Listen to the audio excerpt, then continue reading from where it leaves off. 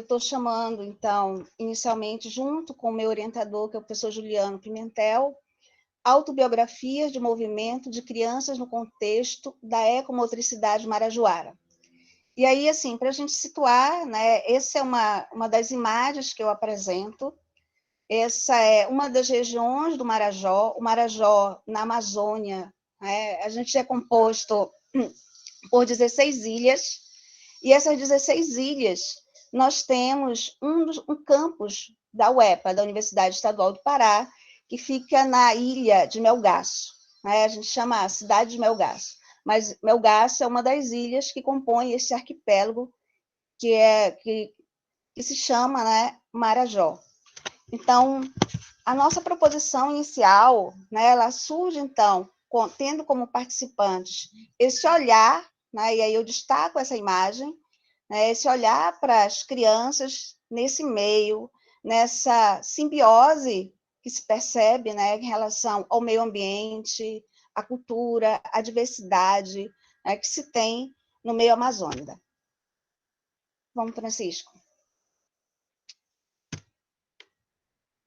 Então, assim, para início de conversa, né, eu parto, então, a partir da BNCC, 2018, do ano de 2020, muitas coisas têm sido produzidas a partir da marca da educação física com a introdução de um novo conteúdo estruturante, que nós denominamos, então, de práticas corporais de aventura. Esse conteúdo estruturante também, ele passa a fazer parte, por exemplo, do currículo da universidade a qual eu trabalho.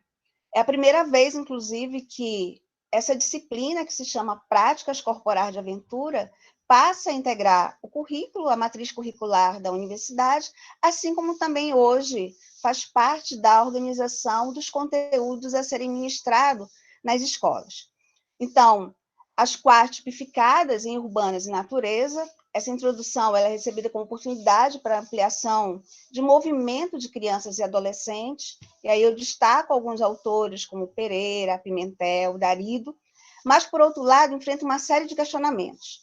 Aqui destaco o caráter globalizado das práticas corporais de aventura, exemplificando documentos, né, no Brasil, né, que a gente tem a partir da BNCC, Darido, e articulações evoluídas no aspecto ecológico e pedagógico das práticas corporais de aventura, oriundas da experiência local, mais diversos ecossistemas brasileiros, como poderia ser o caso, né, do esquibunda, que é feito nas dunas, né? E aí você tem, por exemplo, uma diversidade dessa relação.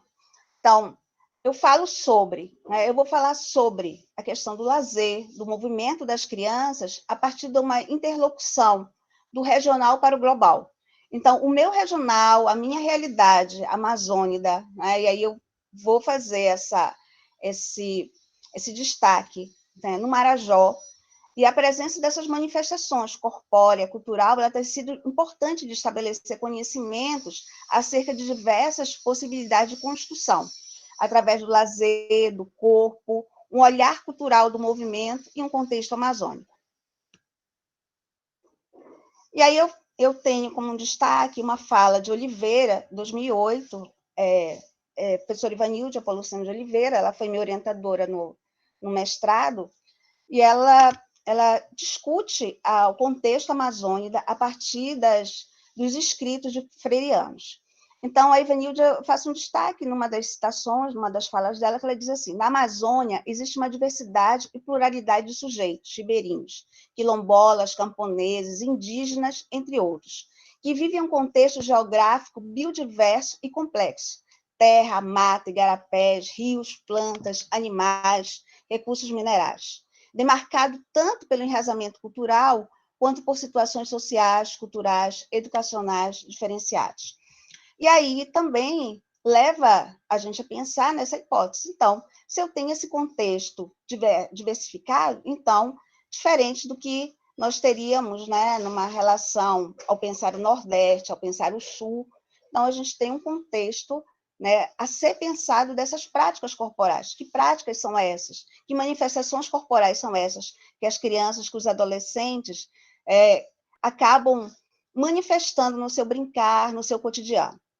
E a partir dos estudos de Alciane Marinho, Kleber Dias, entre outros, identificamos que o lazer esportivo de aventura é uma experiência desenvolvida na Europa, atravessada ora pelo signo romântico de reconciliação com a natureza, ora pela narcísica disposição em busca de superar desafios, dominando a paisagem natural. Conforme aponta Mary Jenkins Spink, anterior a essa dimensão recreativa, as grandes navegações dão suporte ao espírito aventureiro, conciliando com a gestão de riscos uma perspectiva de buscar por riquezas e subordinação de outros povos.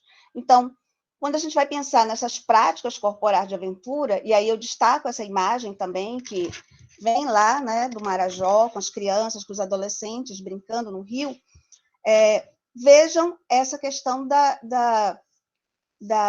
dessa prática, né? Veja essa adrenalina, vejam esse brincar que vai se diferenciar de muitos outros. Né? Então, a partir desse contexto, eu levanto, então, as minhas indagações, eu vou construindo esse desenho daquilo que eu desejo. Né?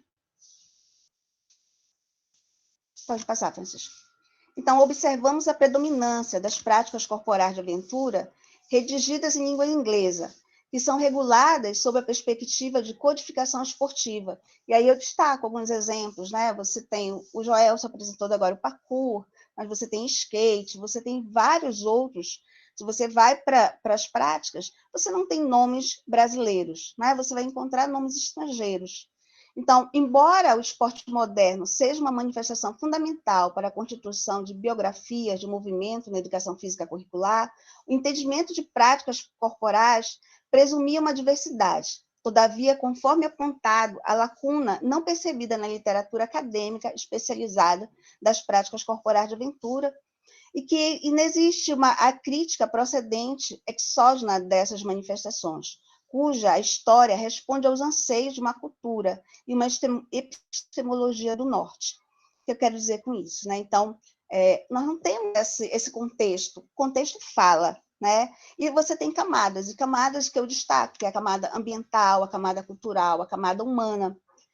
E você não encontra falas, você não encontra uma teoria que vá exatamente dizer essa manifestação em falas, né, que tenham esse contexto brasileiro. Né?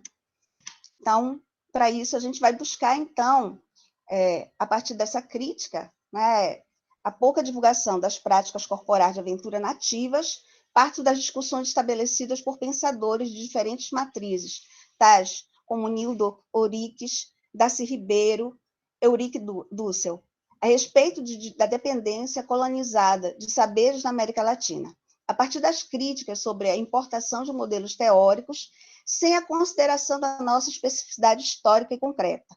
Trago outros referentes para pensar manifestações corporais no contexto da região amazônica brasileira, particularmente a cultura marajoara.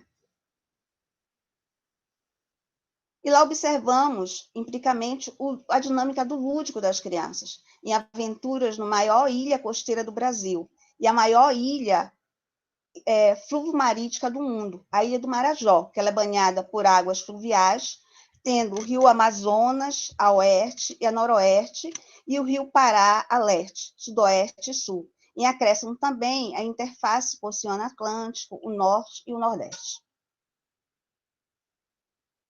Bem, aí, a partir desse contexto, a ideia, então, palavras que a gente tem lá desde o título, né, como essas palavras-chave. A partir da singularidade, que é que eu estou chamando de autobiografia de movimento, né, indo beber nessas possibilidades que Mello destaca, 2015, a fim de compreender essa lógica das práticas corporais de aventuras endêmicas ao ecossistema na Amazônia, no ecossistema amazônico. Para tanto, a fim de não representarmos apropriação cultural ou esportivação colonialista, a experiência desses povos tratando de ancoradas reflexões. E aí eu penso, a partir dessa relação, e beber também, e Viveiro de Castro, sobre esse olhar que ele vai chamar de uma perspectiva ameríndio. né? E como é que Castro denomina isso? As concepções ameríndias que sustentam o conceito perspectivismo apontam, então, para a irredutibilidade dos seus contextos, a uma distinção ontológica entre natureza e cultura. E é essa necessidade, então, da gente rever, né, e pensar a partir da nossa realidade, de dentro para fora, e não de fora para dentro, do colonialismo, da ideia do branco, né, da Europa para a Amazônia, e sim o processo inverso. E aí eu destaco, então, a partir dessa questão, essa cultura das crianças na Ilha do Marajó, dentro desse movimento, né? E aí eu vou beber, então, em pensar o que é que eu chamaria de autobiografias, como é que se fomenta essas biografias enquanto pesquisa, e aí eu tenho os indicativos de Souza, eu vou, então, pensar a partir também da ecomotricidade, cunhado por Rodrigues, 2015, para se referir nesse diálogo que eu tento integrar. E aí isso vai estar diretamente entrelaçado na relação desse meu olhar, da observação, da descrição desses passos, a partir dessa organização que já dá um gancho, então, da metodologia. Pode passar, Francisco. E aí eu levanto, então, como um problema de pesquisa. Qual modelo teórico referente às práticas corporais de aventura pode ser usado no contexto da região amazônica brasileira, particularmente na cultura marajoara, que leve em consideração as especificidades histórica e concreta a partir das manifestações corporais das crianças? Pergunta, né? Meu objetivo geral: mapear a singularidade para a produção de autobiografias de movimento ancoradas na ecomotricidade marajoara. Objetivos específicos: identificar o conhecimento da cultura corporal sobre as práticas corporais de aventura, tendo a materialidade da autobiografia de movimento das crianças e adolescentes na Ilha do Marajó, compreender a ecomotricidade a partir da cultura corporal das crianças e adolescentes da Ilha do Marajó, e, por final, propor um referencial teórico a partir do movimento das crianças e adolescentes da Ilha do Marajó, a partir da autobiografia e da ecomotricidade. Então, eu estou tentando pensar nessa tese de forma bem ousada, né? Então, quero propor esse referencial teórico, essas nomenclaturas que vão de encontro, então, o que a gente já tem na nossa bibliografia, que é aquele movimento que eu falei, que é o de dentro, de fora para dentro, né? E eu quero fazer esse movimento inverso. Então, a partir dessa realidade, né, a gente vai destacar, enquanto metodologia, e pode passar, Francisco, alguns aspectos metodológicos que, inicialmente, eu consegui pensar e eu não consegui avançar também em alguns outros pontos, né? Mas o tipo de pesquisa, uma abordagem qualitativa, o cunho participante, a ideia descritiva, mas eu preciso ainda enriquecer a minha leitura na ideia de Souza, né, da questão de como realizar essa autobiografia. É algo que a gente ainda está buscando nesse desenho, não consegui ainda fechar, né? Foi até aí que realmente eu consegui caminhar. Francisco, pode passar. E aí, queria dizer muito obrigada, então, pela atenção de vocês, né? Mas realmente nesse desenho, então, foi até aí que eu consegui caminhar. Obrigada, professor.